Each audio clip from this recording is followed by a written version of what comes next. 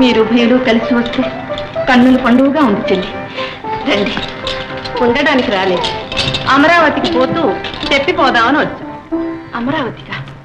మహేంద్రులు వర్తమానం పంపించారా? వర్తమానం అంటే ఆహ్వానం వస్తే గాని పోరాదని నిషేధమా? ఆ ఉద్దేశంతో అందేది చెల్లి. అంత అవసరం ఏమిటా అని.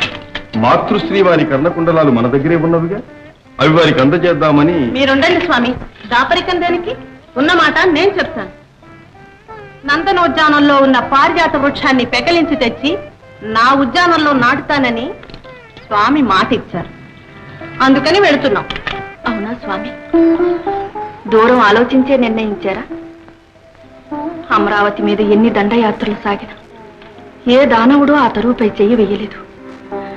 అందులోనూ సచీదేవికి ఆ వృక్షం అంటే ఎంతో ప్రాణప్రియం. కావచ్చు, కానీ మనం తేగూడదని ఎక్కడుంది? నువ్వు అలా అంటే నేనేం చెప్పలేను చెల్లి. ఆ మహా ఇల్లాలని కించపరచడం మనకు శ్రేయస్సు కాదేమో అని అన్నాను. మా శ్రేయస్సు మాకు తెలుసు స్వామి.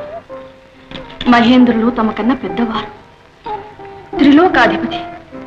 పారిజాతాపహరణం వారి పట్ల అవిధేయతగా పరిగణిస్తారేమో. పొరపాటు. సహోదరులకు దాని మీద సమానాధికారం ఉంది. సరే తల్లి, ఇది ఏ అనర్థాలకు దారి తీస్తుందో అనే భయంతో అన్నాను. ఆ పైన మీ ఇష్టం.